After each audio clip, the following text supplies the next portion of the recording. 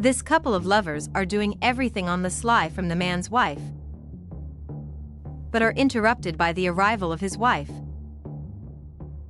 So they quickly try to pull themselves together. She yells for her husband twice and hears no answer. She asks the guest to come in and sit down, and is left wondering where her husband is. She asks the guest to wait a moment, as she is going to look for her husband. Then he quickly appears and tells his wife that he is there. The wife already looks at him suspiciously, wanting to know why he is fiddling with his pants. He uses an excuse that he was running to drink water and forgot to zipper his pants. However, his wife doesn't seem confident about him, but ends up changing the subject, asking him to accompany her.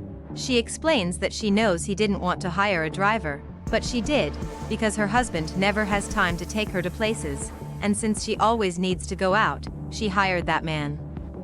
They both greet each other, but the husband doesn't seem at all satisfied with that, and asks where his wife got that man. And the wife explains that it was one of her friend's recommendation.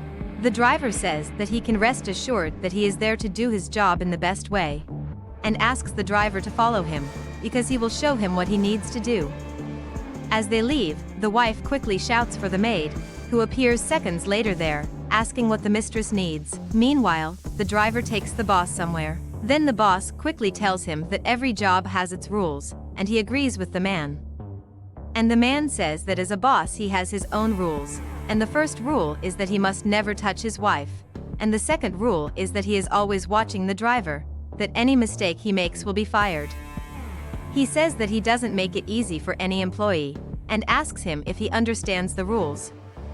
Then the driver confirms that he understands and everything is fine, so the boss is satisfied, so he leaves the car claiming that he has to go.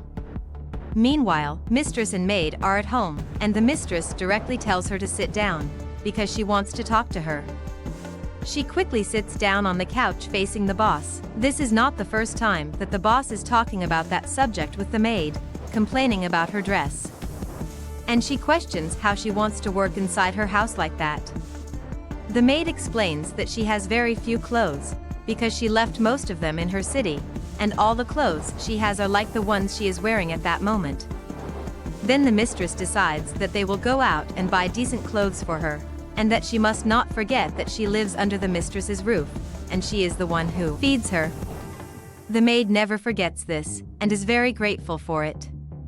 But the mistress isn't done talking yet, and she comments that she notices very well the way the maid looks at her husband, and threatens her by saying that if she does anything with her husband, she will fire her immediately. She denies it desperately, claiming that she would never consider doing such a thing to her boss. And the boss hopes that it is indeed so, and then tells the maid to go back to work, and she leaves the room to do her job. Some time later, the driver comes home and says he needs to talk to his boss, who allows him to talk and invites him to sit down. Then he says that what he needs to talk about a very delicate matter, which ends up making the mistress curious and worried. And the driver says that when he left her husband at work, he forgot his cell phone in the car and it was unlocked, and ended up seeing some messages that the mistress would not like at all. She takes a deep breath, already wondering what the messages are about, and asks what kind of message it was. He says that he remembers when the mistress claimed to be suspicious of the maid, and the messages were exactly from her. She questions what was in the messages. Then he tells her exactly how he found the boss's cell phone, and how he saw the messages, eventually discovering that he was having an affair with the maid. He even thinks it is wrong that he has to go and tell her about it, because it even looks like he is gossiping in the workplace, but he didn't think it was right what her husband was doing with his boss, and so he chose to tell her the truth. She thanks her employee for his honesty, and even knows how she should act. And the driver leaves, claiming that he needs to take care of his work responsibilities. Meanwhile, the maid is in her room and needs to take a pregnancy test,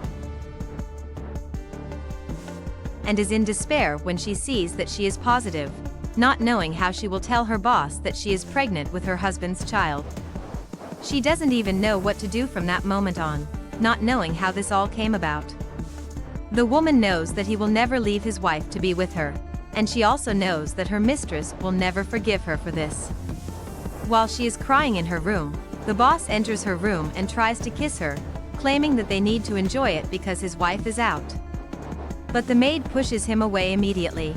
Meanwhile, the mistress ends up asking the driver to turn around and go back to her house, because she feels that there is something going on and she needs to resolve it soon, thinking that this has to end. The driver asks her if she is sure about that decision, but the woman is sure. Still at the house, the maid is nervous, but says she needs to talk to him about something very serious, and the man tells her to hurry. Then she hands him the pregnancy test and tells him that she is positive. The man goes into total despair, and she asks him to sit down so they can talk. Then she confirms that she is indeed pregnant and that test doesn't usually fail. If he was already desperate before, he becomes even more so. Suddenly his wife comes into the room and asks him what he is doing in the room with the maid.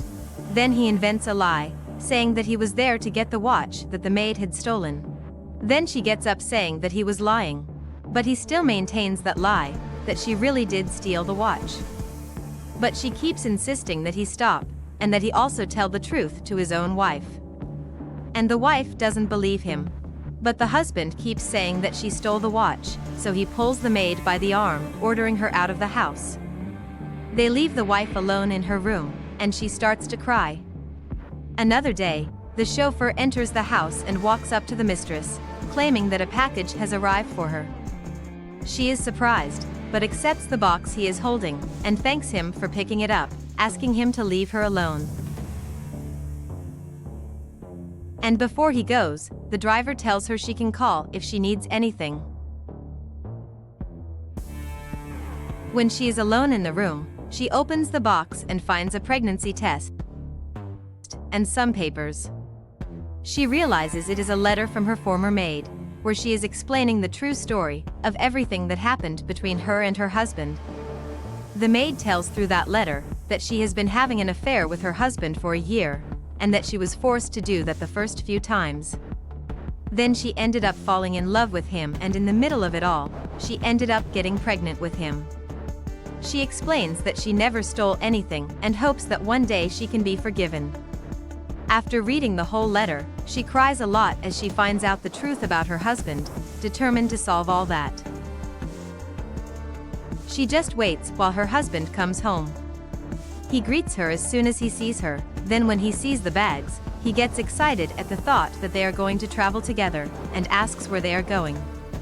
But his wife tells him that he is the one who is going to travel, and it will be far away from home, and tells him to take the opportunity to see his own son. The man questions what she is talking about, and asks if she is going crazy, and the woman shouts that he is the one who is crazy, that he was having an affair with the maid, and questions if he thought she wouldn't find out. He lies that the pregnancy test is false, and asks her to look at it properly. She doesn't even want to listen to him anymore. She orders him to leave her house.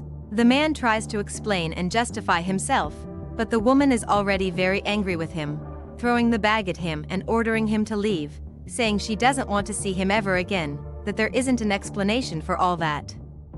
On the street, the man is disoriented, not knowing where to go now that all his lies have been discovered.